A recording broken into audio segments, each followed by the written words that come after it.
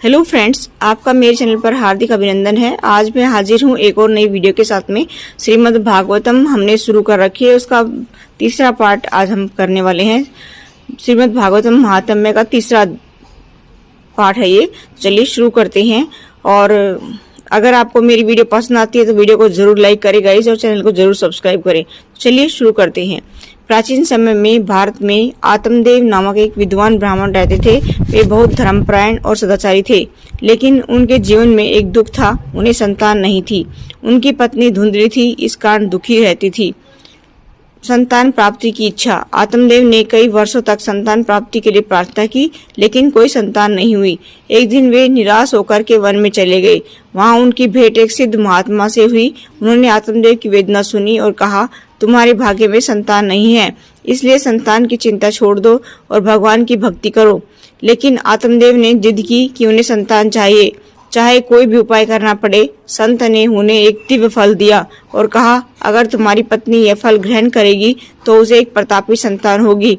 धुंधली का छल।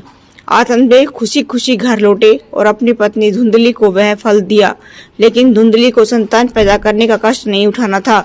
उसने वह फल एक गौ यानी गाय को खिला दिया और खुद अपने गर्भधारण की बात झूठी फैला दी। इसके बाद उसने अपनी बहन से एक नवजात बालक को ले लिया और आत्मदेव से कहा कि यही उनका पुत्र है। धुंधकारी का जन्म। जिन बच्चे को धुंधली ने अपनाया था वही आगे चलकर धुंधकारी बना। उसका स्वभाव बाल्यकाल से ही उग्र और अनियंत्रित था। गाय के गर्भ से गोकर्ण का जन्म।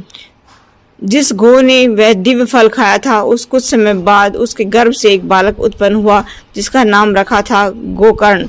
चूंकि वह गाय के उदर से उत्पन्न हुआ था, इसलिए वह अत्यंत तेजस्वी, विद्वान और धर्मपरायण बना। गोकर्ण और धुंधकारी का भविष्य।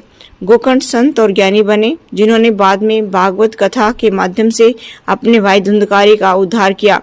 धुंधकारी पापी बना और बुरी संगति में पड़कर वैश्याओं और वैष्णवों में लिप्त हो गया। उसकी मृत्यु के बाद उसे प्रेत योनि में भटकना पड़ा, जिससे गोकर्ण ने उसे भागवत कथा के माध्यम से मुक्त किया।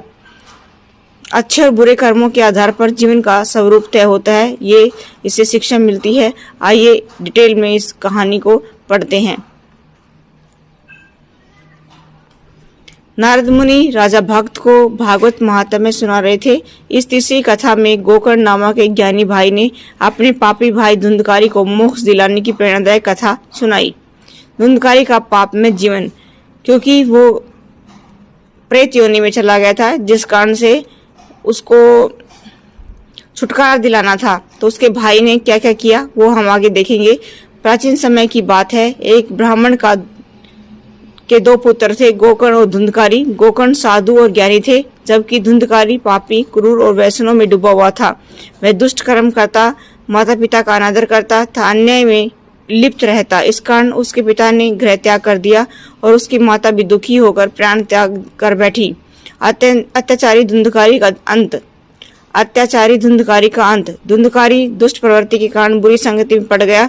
वैश्याओं में अपना तो उन्हीं वैश्याओं ने उनकी हत्या कर दी और सब कुएं में फेंक दिया। दुष्ट कर्मों के कारण धुंधकारी को प्रेत योनि मिली। गोकर्ण का प्रयास। कुछ समय बाद गोकर्ण अपने गांव लौटे और ध्यान के माध्यम से अपने भाई की दुर्दशा को जाना। वे दुखी हुए और धुंधकारी को प्रेत योनि से मुक्त कराने के उपाय सोचने लगे। देवताओं से समाधान पूछने पर उन्हें बताया गया कि भागवत कथा का श्रवण ही उसका एकमात्र उद्धार कर सकता है। भागवत कथा और मुक्ति। गोकर्ण ने धुंधकारी और अन्य भक्तों को 7 दिनों तक श्रीमद् भागवत कथा सुनाई।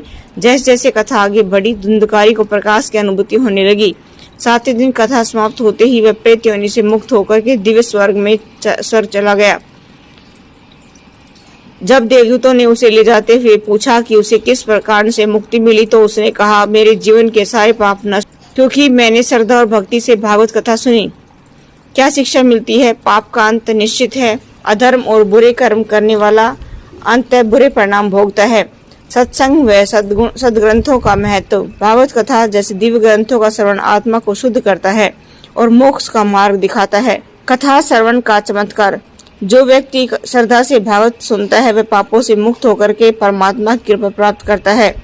इससे क्या शिक्षा मिलती है कि सत्य, भक्ति और संतों का संग जीवन को बदल सकता है और मुक्ति दिला सकता है। आज के लिए इतना ही। अगर आपको हमारी वीडियो पसंद आती है तो वीडियो को लाइक करें, चैनल को जरूर सब्सक्राइब करें। Thanks for watching.